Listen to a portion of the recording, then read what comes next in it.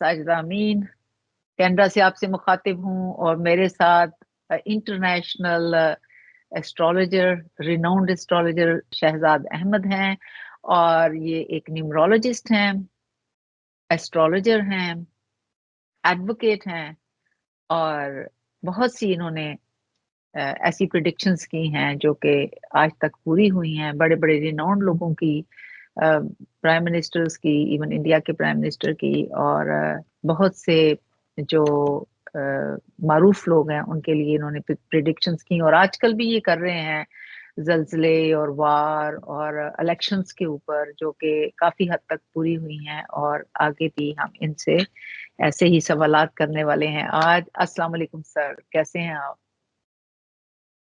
वालेकुम अस्सलाम, बिस्मिल्लाहिर्रहमानिर्रहीम। इन्नल्लाह यअमुरु बिल अद्ल वल ihsan। बेशक अल्लाह हुक्म देता है इंसाफ करने का और एहसान करने का। अल्लाह पाक का बड़ा करम जी, शुक्र अल्हम्दुलिल्लाह। और आज तो मैं हैरान हो गया कि आपने मेरा नाम शहजाद अहमद लिया। मुझे शहजाद अहमद भी कहते हैं और दुनिया जो मुझे जानती है वो एम ए शहजाद खान के नाम से जानती अच्छा, है, तो अच्छा, हम मुझे प्यार से शहजाद अहमद कहती हैं। तो अच्छा, अच्छा अच्छा। चलो जी, हमारी बहन ने भी हमें शहजाद अहमद कहा जी, जी। तो मैं यहाँ से शुरू करूँगी कि मेरी किस्मत में भी ऐसा कोई सजदा कर दे, मेरी किस्मत में भी ऐसा कोई सजदा कर दे, जो मेरे सारे गुनाहों का मदावा कर दे।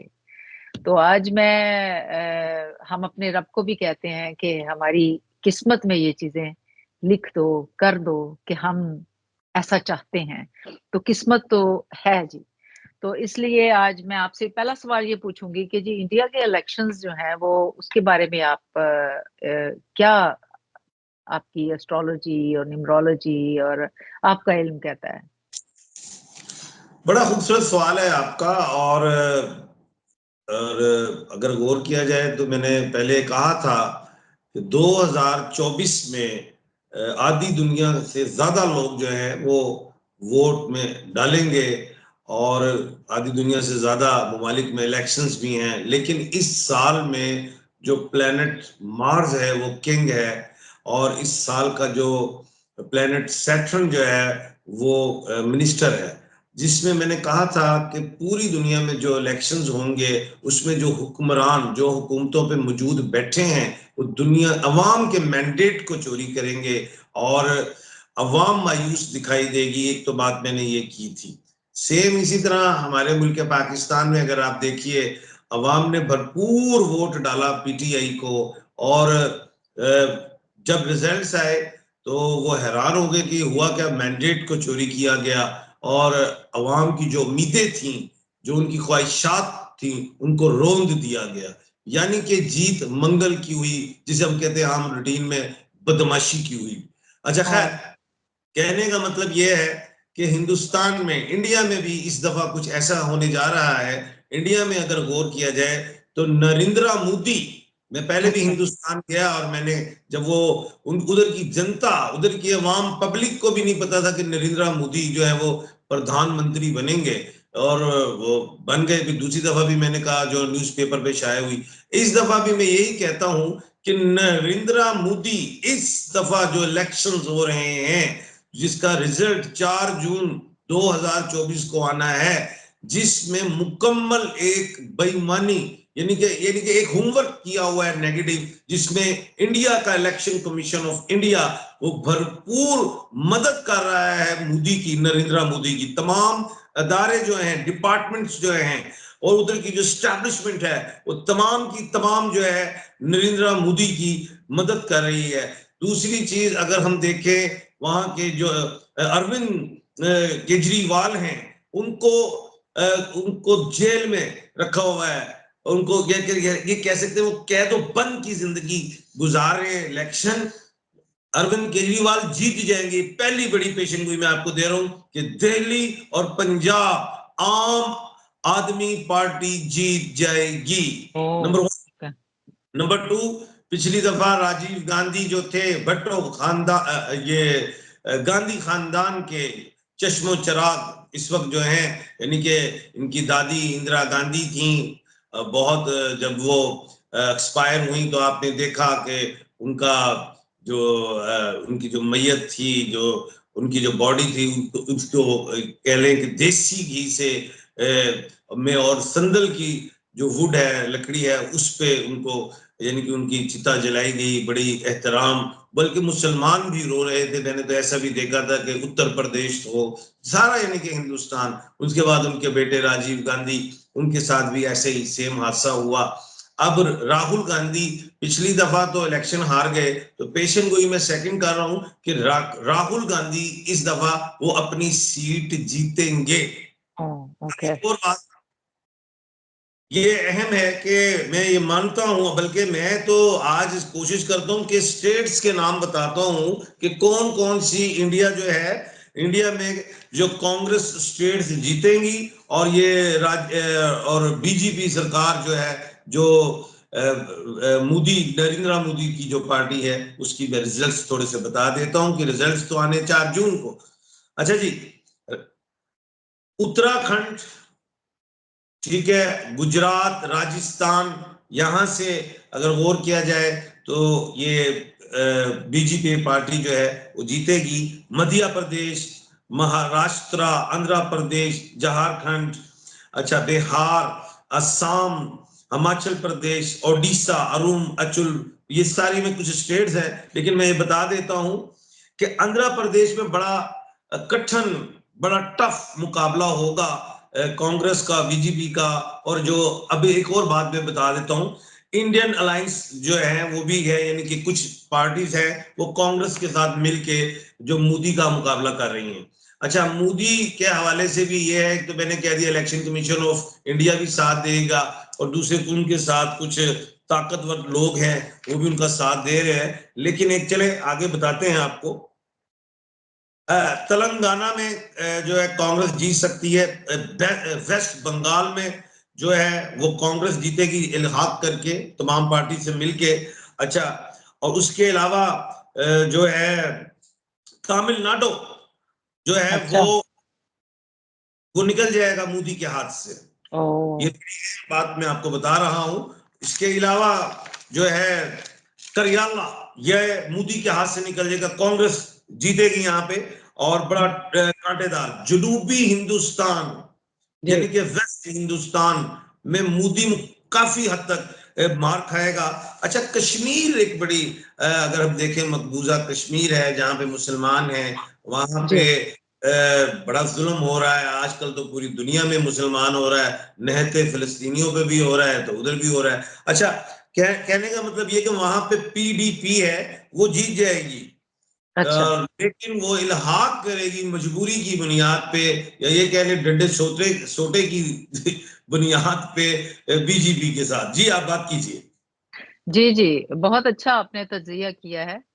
तो इसका मतलब कि मोदी तो जीतेगा, राइट? मगर बहुत सारी सीटें उसकी he will lose some seats, अच्छा, राइट? आपका ये है क्वेश्चन है, वो मैं ये ऐसे इसको समझा देता हूँ कि अब मोदी ने एक नारा लगाया जी कि मैं 400 सीट लेके निकलूंगा, 400 सीट्स अच्छा। जीत जाऊंगा। 400 सीट्स तो सिर्फ जो राहुल गांधी हैं उनके वालिद ने ली थी, अच्छा। और वो रिकॉर्ड नहीं टूटा उसके बाद। अब इस सही। दफा, पिछली दफा भी चलो मोदी जीते लेकिन 400 सीट नहीं ली। इस दफा उनका नारा ही ये है कि मैंने 400 सीट लेनी है। अब ये मैं आपको एक बता देता हूँ, पेशन गोई कर देता हूँ कि 40% तक तकरीबन जो है वो मैक्सिमम या मिनिमम ऐसे बात कर लेते हैं कि मोदी हार जाएंगे। सख्त तरीन जो है ओह! नरेंद्र मोदी को ऑपोजिशन मिलने जा रही है। ओह! और एक फॉर और बात बता दूं कि इंडिया में तो 4 साल के लिए वजारत उज़्मा होती है। जो चुनाव है, मैं हिंदी में ज्यादा बात करूंगा ताकि इंडियंस ने ज्यादा सुनना है। मुझे लगता है कि ये लोकसभा का चुनाव है जिसमें प्रधानमंत्री, लोकसभा के इलेक्शन है जिसमें प्रधानमंत्री को जो है का चुनाव होगा। तो ये बन तो जाएंगे प्रधानमंत्री, लेकिन ऑपोजिशन इनको बहुत टफ मिलेगी। जी। Oh, okay. So we got it that a strong opposition is waiting for Modi in India, and 40% seats he is going to lose, according to our M.A. Shahzad, international astrologer. So मैं अब यहाँ पर ये बात करती हूँ sir कि मुझे ये बताएं कि आगे हमें ये बताएं कि बहुत ज्यादा हम सुन रहे हैं ये बातें कि एटॉमिक वॉर को एक्सपेक्ट कर रहे हैं लोग। So what do you think according to your knowledge and your astrology and numerology, what's going to happen? मैं बिल्कुल बताऊंगा। अच्छा, मैं थोड़ा सा एक बात में और करता चलूं कि मैं कांग्रेस वाले ने मुझे सुबह, मुझे यकीन के बेशुमार फोन कर रहे हैं कि जनाब हमें हमारी स्टेट्स तो बता दें। तो इफ यू डोंट माइंड, अगर मैं थोड़ी सी जी स्टेट्स जी बता, बिल्कुल, बिल्कुल कांग्रेस बताएं और बताएं। जीतेंगी। अच्छा जी, केरला, तमिलनाडु, तेलंगाना, आंध्र प्रदेश, मणिपुर, उत्तराखंड, मिजोरम, अरुणाचल प्रदेश, झारखंड, ओडिशा, यहाँ पे काफी कामयाबी जो है कांग्रेस लेगी। अच्छा, अब आपका बड़ा अहम सवाल है, और मैं आज एक नई बात करता हूँ आपसे।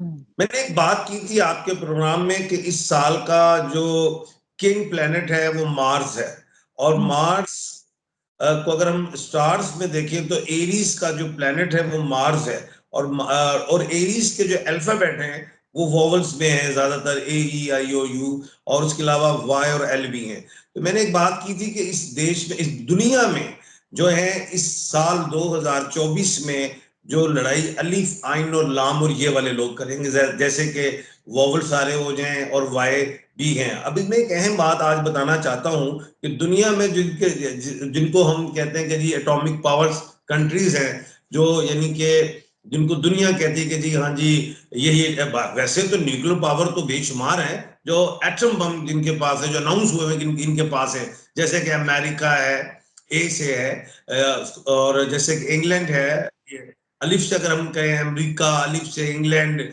अच्छा, उसके बाद हम अलिफ से हम अल हिंद या इंडिया कहें। आज मैं एक नई बात बताता हूं कि पूरी दुनिया में बेशुमार जुबानें हैं, लेकिन अल्लाह की एक जुबान है, वो है अरबी।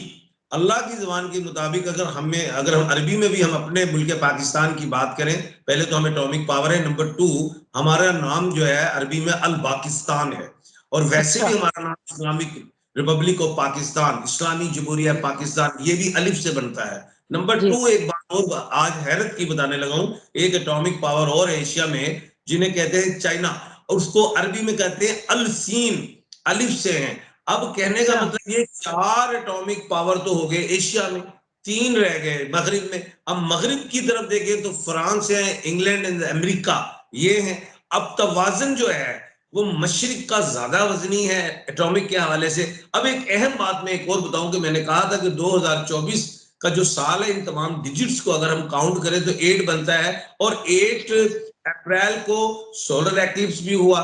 अब मैंने कहा था 8 का डिजिट बहुत गलत है, इसमें तूफान, जलजले, अगर हम कल गुज़िश्ता देखें तो 2.6 की शिद्दत थी हमारे इस इलाके में, कोयटा वाले इलाके में अर्थक्वेक की, और 13 किलोमीटर उसका वो गहराई थी, वो भी 4 बना। 2.6 जो होता है, 6 और 2 8 होता है। तो कहने का मतलब ये है कि 8 और 9 का जो डिजिट है इस दुनिया में बड़ा जो है नुकसान देगा। जितने भी वॉवल्स हैं, अलिफ, आइन, लाम और ये वाले, ए ई आई ओ यू ई वाले, इनके जो डिजिट है वो 9 है। अब अहम बात में जो असल करने जा रहा हूं वो ये है कि ये जो 19 मई है, जो कमिंग 19 मई को जो वीनस है वो एरीज से निकल के टॉरस में चली जाएगी। अब जब वो टॉरस में जाएगी तो उसके लड़ाई पूरी दुनिया में जंग के, वार के इम्कानात बढ़ जाएंगे।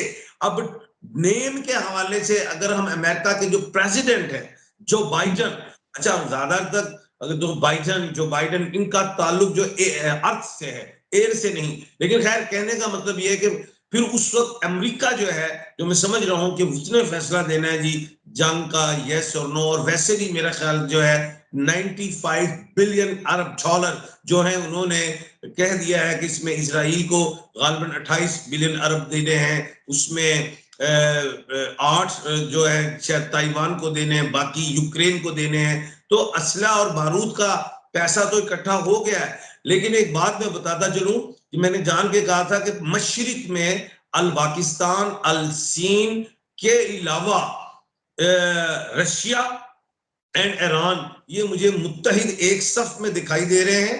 तो जंग के बादल 19 मई से पहले खत्म जो है मुझे नजर आ रहे हैं। अल्लाह ना करे जंग दिखाई देती है। जी ओह अच्छा, 19 मई से जंग देखते हैं आप।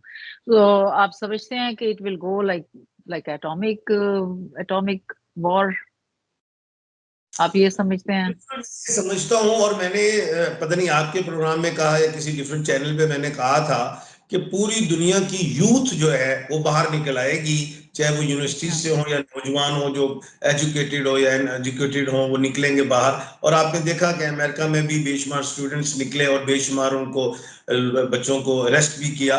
तो खैर, कहने का मतलब यह है कि एक तरफ मैं ये भी देख रहा हूँ, और मैंने एक बात पहले भी आपकी इसी प्रोग्राम में कह दिया है कि हुकूमतें अवाम को मायूस करेंगी। तो गिरफ्तारियां भी देखता हूं, अमवात भी देखता हूं, अर्थक्वेक भी देखता हूं, जंगे भी देखता हूं।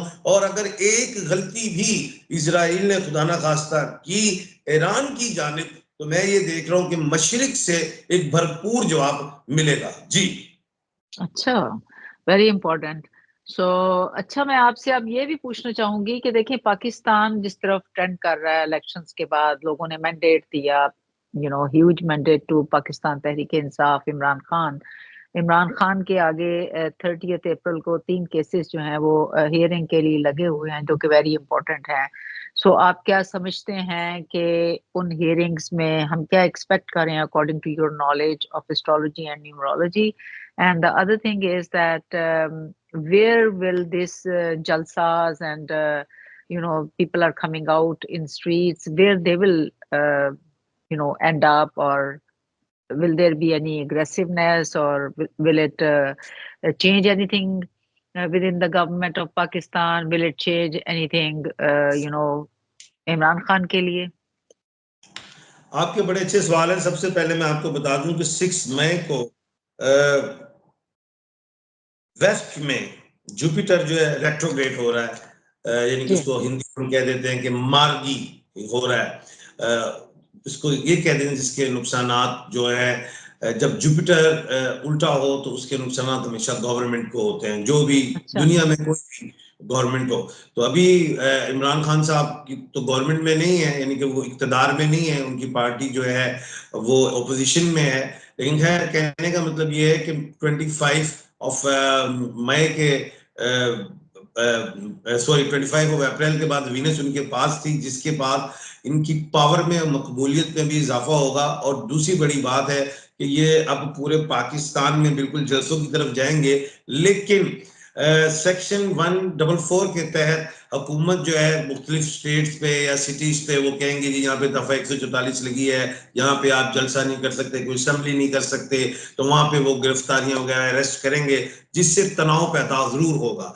30th ऑफ अगर हम बात करें अप्रैल को, तो 3 केस हैं, जिसमें अलकादर भी मैंने बताया, और उसके अलावा साइफर भी, और जो तीसरा है इंट्रा पार्टी जो इलेक्शंस हुए थे। तो इंट्रा पार्टी को देख रही है इलेक्शन कमीशन ऑफ पाकिस्तान। उसमें मैं समझता हूँ कि शायद इमरान खान साहब को इंट्रा पार्टी इलेक्शंस को फिर दोबारा वो ये कह दें कालदम के ये अच्छे नहीं हुए, दिस नॉट वायलेट, वो दोबारा जो पीटीआई है हमारी जो apex supreme court, august supreme court की तरफ जाएगी, दरवाजा खटकाएगी, और वहां पे उनको इंसाफ मिल जाएगा।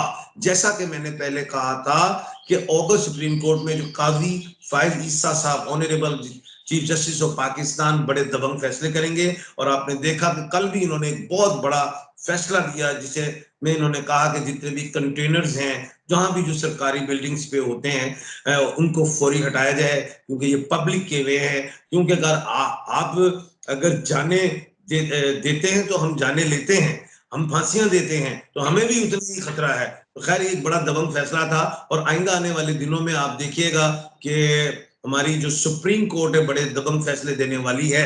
अब हम आ जाते हैं इद्दत वाले केस में कि उसका क्या होगा। तो 30 अप्रैल में अगर हेयरिंग होती है, अगर कोई भी एडवोकेट जो है, जो प्लीडर है, जो वो अगर उसमें आ जाते हैं, तो उसमें अगर सजा का टाइम, अगर उस पर कोई फैसला भी होगा तो वो सजा ही होगी। लेकिन जो हमारी हाई कोर्ट इस्लामाबाद है वहां से बिल्कुल क्लियर हो जाएंगे, क्योंकि निचली कोर्ट जो है सेक्शन कोर्ट में उनको मुझे नहीं नजर आ रहा कि उनको उनके हक में फैसला जाए। उसके बाद साइफर के हवाले से हम देखते हैं सस्पेंड हो जाएंगे जो भी ऑर्डर्स हैं, और रिव्यू में भी जा सकते हैं, ये चीज हो सकती है। लेकिन खैर आइंदा अभी असाबी जंग है। अब असाब क्या है कि कौन ज्यादा अपने असाब पे कंट्रोल कर रख सकता है। लेकिन एक बड़ी बात बता दूं कि इस वक्त इमरान खान के असाब मजबूत है, गो के लोगों की अपनी एक राय है, ओपिनियन है कि वो उनके असाब कमजोर है और जल्दबाजी में कोई फैसला देंगे। लेकिन मैं ये समझ रहा हूं कि इस वक्त ये बड़ी अहम बात करने लगा हूं कि अदालत उज़्मा मजबूत है, लेकिन वजारत उज़्मा कमजोर है। अब अदालत उज़्मा यानी कि मैं सुप्रीम कोर्ट की बात कर रहा हूँ, वजारत उज़्मा जैसे कि प्राइम मिनिस्टर वो कमजोर है, तो वो घुटने टेक देंगे, क्योंकि अली अमीन गंडापुर साहब ने ये कह दिया है कि हम इस्लामाबाद आएंगे और वजारत उज़्मा, मिसाल जिसको मैं ये कह सकता हूँ कि मफहूम कह देते हैं, ट्रांसलेशन है जिसकी इंटरप्रिटेशन कह दें कि ये है कि वो ये कहना चाहते हैं कि हम वजीर आजम को कुर्सी पे रहने नहीं देंगे। लेकिन इससे पहले मैं ये समझता हूं कि जो इस वक्त दुनिया में जंग के बादल और दुनिया में जहां जहां इलेक्शन, जिन जिन ममालिक मैंडेट चोरी हो चुके हैं, उधर सिविल वार का खतरा है, तो हमें तो अपने मुल्क को देखना है। तो मेरे मुल्क में मैं समझता हूँ कुछ समझदारी का कुछ रास्ता निकाल सकते हैं कुछ लोग, जैसे कि 3-4 दिन पहले, 5 दिन पहले मैंने कहा था कि ये टाइम आएगा कि शहबाज शरीफ साहब को जिस हवाले से लेके आए हैं कि ये मुल्क को चला सकें, कोई पैसा आ जाए, कोई ओवरसीज पाकिस्तानी आ जाए तो सारी चीजें ठीक हो जाए। लेकिन आरिफ हबीब साहब जो है, आज से 3-4 दिन पहले एक प्रोग्राम था जिसमें प्राइम मिनिस्टर थे कराची में, तो आरिफ हमीद ने ये कहा, हबीब ने, कि आप इंडिया से भी हाथ मिलाएं और इमरान खान से भी मिलाएं, फिर हम पैसा भी देंगे। यानी कि वजीर आजम पैसा मांग रहे थे, इन्वेस्टमेंट चाह रहे थे कि बिजनेसमैन जो है पाकिस्तान के इन्वेस्ट करें। तो खैर कहने का मतलब ये, इन सारी चीजों को देखते हुए भी, नॉलेज ऑफ जफर को देखते हुए और एस्ट्रोलॉजी को देखते हुए मैं ये समझ रहा हूं कि हुकूमत घुटने टेक देगी। अब मैं बड़ी अहम बात करने लगा हूं, अगर आप इसके ऑपोजिट जाते हैं और कोशिश की कि ऑपोजिट जाना है और केपी के निकल आता है और साथ ही फजलुर रहमान साहब निकल आते हैं, और अगर हुकूमत ने गलती की केपी के में गवर्नर राज लगाने की, तो फिर दमादम मस्त कलंदर होगा। सही। मेरा ख्याल है आज के लिए इतने ही सवाल। और मेरा ख्याल है इमरान खान का मैं थोड़ा पूछना चाहूंगी कि कब तक आप समझते हैं कि he will be released from the jail? ये मेरा सवाल तो हर प्रोग्राम में होता है। बल्कि जरूरी है ताकि हमारे ओवरसीज पाकिस्तान, हमारे मुल्क पाकिस्तान के जो लोग हैं और पूरा दुनिया में जो खान को चाहते हैं, उनके अंदर भी दम और खम रहे कि हाँ जी आ रहे हैं। बल्कि एक तो एस्ट्रोलॉजर इंडिया के थे, उन्होंने तो कुछ कहते नहीं कैसी उल्टी सी बात कर दी कि खान साहब अब जिंदा नहीं आएंगे। तो फिर हाय मैंने हाय, अल्लाह ना करे। ठोक के जवाब दिया। मैंने कहा आप लोगों तो ये भी कहते थे कि इंडिया वर्ल्ड कप जीत जाएगा, तो मैं वाहिद ही एक था एस्ट्रोलॉजर जो मैं कहता था इंडिया इस दफा हारेगा। खैर कहने का मतलब ये है, अल्लाह के हुक्म से इमरान खान साहब बिल्कुल आ रहे हैं, जल्द आएंगे। ये हफ्ता, ये जो 10-12-15 दिन है, ये बड़े अहम है मुल्क की सियासत के लिए और दुनिया के लिए भी। और इसमें इंशाल्लाह हमारे मुल्क पाकिस्तान में जो है अच्छा फैसले देखेंगे। और मैं ये कहूंगा, इमरान खान साहब अडियाला जेल में नहीं, अडियाला यूनिवर्सिटी में है, जिनके दरवाजे अब खुलना शुरू हो गए हैं। हाँ जी, थैंक यू जी, बहुत शुक्रिया। नाजरीन, आप पाकिस्तानियों, आप लोगों ने देखा और इंडिया में भी सुनने वालों ने कि एक प्रिडिक्शन हुई जो इमरान खान की जिंदगी के बारे में थी।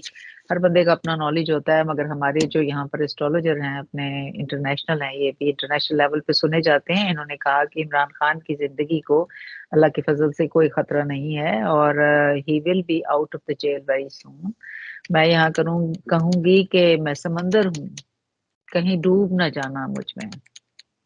मैं समंदर हूँ, कहीं डूब न जाना मुझ में, तुमको अंदाजा नहीं मेरी गहराई का। ये है जी नॉलेज यहाँ। और इमरान खान जो हैं वो इस तरह के हैं कि किसी को कोई अंदाजा नहीं है कि वो कहाँ तक कामयाब होंगे। और हम बहुत अच्छी उम्मीद करते हैं कि इंशाल्लाह ताला पाकिस्तान के, इंडिया के और बाकी दुनिया के ऐसे मुल्कों में जहाँ नाइंसाफ़ियाँ होती हैं, बहुत जल्द यहाँ की जो यूथ है, ऐसे जैसे हमें एम.ए. शहजाद साहब ने बताया, इनके इल्म के मुताबिक कि youth from all over the world will come forward and they will fight for the rights of the common man in the world, everywhere, wherever there is injustice in practice. So thank you so much जी, बहुत शुक्रिया। हम इंशाल्लाह ताला every week किसी न किसी topic पे बात करेंगे और वीक में एक दिन हम आप लोगों के सवालात के जवाब भी देंगे।